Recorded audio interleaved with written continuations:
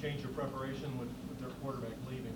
Not a lot. I mean, they still run their system. I mean, they have 3 quarterbacks that have played for them this year. You know, obviously they have a guy transferring, but they've pretty much stuck to the system that they run.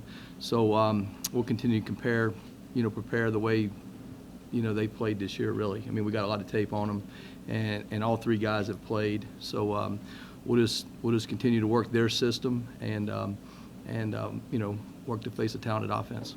What makes someone team so effective on offense? Well, first of all, they have really good skill guys. And, when you have guys that have skill and they got the ability to get the ball in the perimeter, and then you have space, guys with athletic ability can turn, a missed tackle into a double-digit gain from that standpoint. Obviously, they're a tempo team, so, which is college football. And they're sound in what they do. They like to run the ball probably more than people think. They've always had good offensive linemen. They're physical up front. So when you spread guys out and then you're physical up front, you're going to have the ability to create seams for your runner, as well as if you tried to load the box, you can throw it outside to guys that can make plays one-on-one. So I think it's a combination of all of that that allows them to be effective. When you had games this year, I'm thinking like, for example, Florida State and Pittsburgh, where you had a really bad quarter, but played pretty well before and after. What went wrong and what fixed it? Well, first of all, I think that's a credit to our players and their ability to keep grinding and keep working. There's not a lot of difference between playing really good and not the way you want to. Like I said, when you get these teams in college and you're spread out and you miss a tackle in space and you face a really talented guy, some guys can take it to the house. It can be on a run play, it could be on a pass play, and those things did happen. To our players' credit, they kept grinding and sawing wood and played better as we went through the course of those games. So I think that's really a credit to the players, and just keep believing in the system and what you're doing, and understand here's the things you got to do to fix what just happened.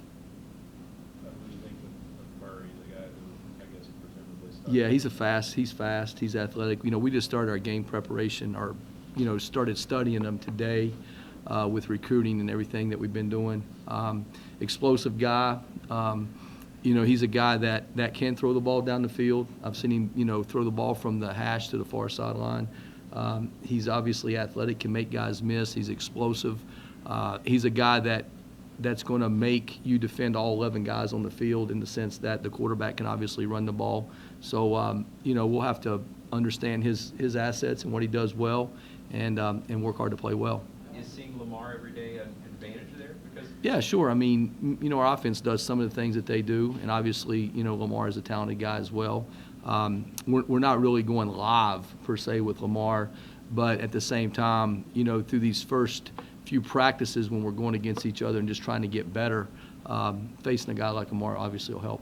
I don't think you coached against them while you were at Georgia, but what do you remember about those Johnny Manziel, Mike Evans, A&M teams that were pretty Yeah, I really didn't coach against those guys, but obviously you're talking about marquee players that went on to get drafted in the first round of the National Football League, so that kind of tells you the standard of player that they were. Anytime you get players like that, you're going to make plays, and obviously they made them with those guys. What do you think this game will be like for Jaquay? Jaquay? Well, I think Jaquay's a guy that's worked hard for us. He's a guy that has a lot of pride in his work, and I'm sure he's looking forward to playing. Garrett was saying that this month is obviously really big for guys who have redshirted this season, younger guys getting reinstalled. Yeah, that's the great thing about bowl practice. You look at our red shirts, Jonathan Gennard, Gigi Robinson, Caban didn't play for us a lot this year. D. Smith's coming back off of injury. You look at all those young guys that we've got, even a guy like Isaac Stewart that hasn't played a lot, for us this year. The first part of practice, we're allowed to get those guys better. I mean, we can work really to hone in on those guys and develop and kind of see where they fit moving forward for us next year, and how they can give us some depth, and how they can be a part of what we're going to do, moving forward. So I think that first part's really big. Who are some guys that, if the personnel had been different, they could have got in? Well, I mean, I think that the guys that just talked about, when you start looking at D. Smith coming off of an injury, obviously Gigi's a guy that we're going to work up front, and losing 2 guys. Jonathan Gennard's another guy that's done a good job on scout team. You look at Caban as a linebacker, even Isaac Stewart. those guys. I mean, we got some young guys. I mean, we're not losing a lot of players on defense. So try to build those guys and get some depth that maybe we can filter a few more guys in there. You'll have some significant momentum on the recruiting trail without getting into specifics, of course. Mhm. What do you think is selling? Why do you think you've been so successful so far? Well, first of all, it's a great place. I mean, you look at where we are. We're right there on the edge. I mean, we probably played the hardest schedule in the history of the University of Louisville this past year. We won 7 of our 9 last games. I think that's impressive, and I think the way we've won them has been impressive. Meaning it wasn't like we started fast and we kind of had to hold on. We actually had to create our own momentum throughout the season and kind of finish that way in the last ball game. So I think that says a lot about the attitude of our players. And then when you look at the league that we're in, we're 0-4 against Clemson and Florida State, but we're right there. I mean, when you look at the last 2 years, we've had the lead against Florida State at halftime, and we've had a chance to take the lead against Clemson with the ball in those 2 games. And then against the rest of the league, I think we're 10-2. So, I mean, we're right there on the edge, and I think what players see is the ability to come in here and play for a championship. And that's what we're going for. I mean, we have a chance to win the ACC. Now, to do it, we've got to continue to work hard, develop the players we got, and recruit. And if we can do that moving forward, I'm excited about what we can do. Along those lines, is this somewhat an investment in next year? Is it kind of the things that happened this year, some of the things that went wrong and the things that went right in the way? Well, first of all, during the season, you're never going to have it be a perfect season. So it's never going to be perfect. So I really don't understand that question. But in terms of the building blocks that you play, because the kids are your team in general is so young. Yeah, I think we're young, but at the end of the day, you're always going to have adversity throughout a game. I mean, that's part of life, and your ability to overcome that adversity kind of speaks to the character of the players that you have, their work ethic, and their belief in what we're doing. So I think that's the most important thing. I think that the early part of bowl practice is real critical because even the young guys that are playing for us now, they can get better. So we can get those guys better. We can get some guys that really haven't played in our system, since August because of scout team and things like that. We can get those guys to recall our terminology and get them going that way. So I think that's the most critical thing is to get the guys that are going to help us moving forward. The first part of this bowl practice is to find out where they fit best so that once we get into spring practice next year, we've kind of already got them in place. How are you guys looking health-wise? I think we're fine. I mean, I think that by the end of the week, I would think everybody would be practicing, and we would be fine. I mean, obviously, you can take it. You can, since you're not playing on Saturday, you can monitor a few guys and maybe get them healed up a little bit more. But I don't see anything, being a problem. Did Devontae Fields get enough recognition for the season that he had? I think that he grinded his way through a really good year. I think when you look at the last half of the year, he's a guy that stepped up and performed. I'm really excited about what he can do moving forward, meaning that he's going to be here for a full year. He's going to be with our strength task, who I think is the best in the country at what they do. When you look in terms of developing guys, maintaining guys' health, he's going to get to work with those guys, come next semester. And then we get him for a whole spring, get a spring practice with him. Then we get him again in the summer. So I think that he's a guy that will really benefit from all that. I think it's a good lesson. It shows you the value of having structure in your life and of being around, other guys. I think it's hard to do those kind of things on your own. But I'm really proud of him as far as working hard. Obviously, there were high expectations when he came in, but he just continued to work. He had a positive attitude.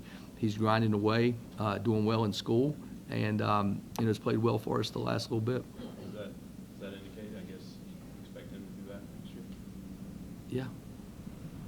Todd, when you don't have a lot of guys to replace, but one is Sheldon, how tough is that going to move forward? That'll be a Just tough talk one. Talk about his season and what. Yeah, that'll be a tough one because Sheldon's a guy that gives you a lot of versatility up front. First of all, his character and work ethic are as good as I've been around. He's a guy that comes to work every day. He's great in the locker room. So all of those things enhance his abilities. Then when you look at the player, he's a guy that physically can win the one-on-one blocks. He's a guy that's going to hold the point. He's going to set the edge. On double teams, he's not going to get moved. So in the run game, he's going to be a guy you got to contend with. and he's a guy that has range to affect the plays outside. Then when you get into the passing element of it, he's a guy that can win the one-on-one blocks, and inside he can create push, he can collapse the pocket on quarterbacks and be a factor in the passing game. So he's really what I call a three-down player at the next level, and those guys are really hard to find. He's a guy that's played multiple positions for us, so that shows his ability to learn is really good, meaning that, you go back to the Kentucky game, he actually went out and played in for us, and that's something we hadn't done, I think, since like week 3. And I think all of that is a credit to him and his work ethic, his intelligence, and him wanting to be a team guy. So he'll be a guy that I'm not sure one guy can replace, and I think we may have to mix and match with other guys. But I think that's what, this time here's for, as well as next spring. Have you had time to reflect on that second half of that Kentucky game and just how special that was for you guys as a team? Not really, to be honest with you. I mean, once that game was over, the next day I was out on the road recruiting, and obviously I was really proud of what we did, the effort the guys put in it. Like I said, I thought guys kept grinding and stayed the course, which you have to do. So obviously I was really proud of what we did, and we just got to continue to build on it. Both safeties went pro last year, the big shoes to fill. How do you think the safety position did throughout the year?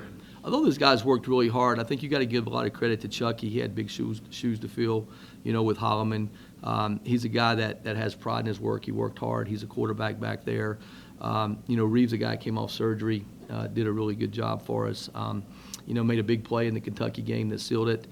D. Smith's a guy that we're really excited to get to work, and see what he can do. He's a young guy that's got talent that, had he not gotten hurt, would have probably played a little bit more, moving forward. And then obviously Josh is a guy that played multiple positions for us and really played more nickel than he did safety, because we're in so much, nickel defense because of college football. So really pleased with what those guys did. Look forward to working with them to enhance their, to enhance their technique and some fundamentals and things like that. But, those guys stayed the course and allowed us to win 7 of the last 9. Todd Garrett was mentioning guys, and he said he gets to see your defensive guys a lot, so the expectation, he talked about Kane and what maybe potentially he could do in the future. Mm-hmm. What have you seen from Yeah, stuff? Kane's another guy that when you look at young guys are going to get a chance to practice. I mean, the way we're going defensively is we're actually working 3 groups right now. So that way all guys are going to get time on the field. And Kane's a guy that I do see playing for us next year. I see him competing for a spot. And he's going to benefit probably more than a lot of guys because of what we're getting ready to do over the next, 5 or 6 days, and certainly allow him to compete for a starting job next year. Talked about how tough it'll be to replace Sheldon Rankins. Who are candidates to fill those shoes? Well, I think that when you look at our team, obviously Drew Bailey's a guy that's made some plays for us. Gigi's a guy that we're going to find out what he can do. Richardson's coming off of injury, and he's a guy that we think has talent. Obviously, we're going to lean on D'Angelo, being a guy that's going to come back and play for us. We'll just try to shuffle those guys in and out and see if we can get maybe a commit or 2 in here and play as well. How would Johnny coming back 6 months or 3-4 months probably from an ACL, a guy that big? Yeah, I think that each guy's different. I think that's pretty unusual. I think it's a credit to him and his work ethic. I think it's a credit to our training staff and them of being, sound in their approach and bringing him along. But at the end of the day, I think it's kind of a unique situation. I think it's a combination of, one, the player being a little unique in his rehab, but also the position he plays. Probably, I'm not sure a running back or a corner could do that kind of thing, but, when you play up front, you have a chance to do those kind of things if you have that kind of healing power or ability to rehab. So I think it's a credit to him, but I think it's a little bit the position he plays. What sort of general advice do you give a third-year player who approaches you about the NFL draft? Check it out. I mean, I think everybody should check it out. And if you're a first-round pick, you should go. But if you're not a first-round pick, you should stay in school, get your degree, because at the end of the day, most guys are going to probably play 3 to 4 years on average. They're drafting every year, so it's not like they're not going to draft after this year. And the biggest thing is you become fundamentally sound for that level. Because once you get there, it's a job, and somebody's going to try to take your job away every year. So you've got to make sure that you have the fundamentals that you're going to be able to maintain your job. You can actually earn more money by staying in school, meaning if you're not a first-round pick, well, the pool of guys you're competing with this year are going to be gone from that draft. So now you're competing against guys that are maybe the same age as you, have the same maturity as you from a physical standpoint, and therefore the tests that they do physically might be more in line and even, because the NFL doesn't really care whether you're a sophomore, junior, or senior. They're going to look at the bottom line numbers to see where you are. So it's important that those numbers are in line with where you would go. So I think you should research it, because it is, it's something everybody wants to do. You should look into it. But at the end of the day, if you're not a first-round pick, you should come back. All right. Thanks, guys. Yep.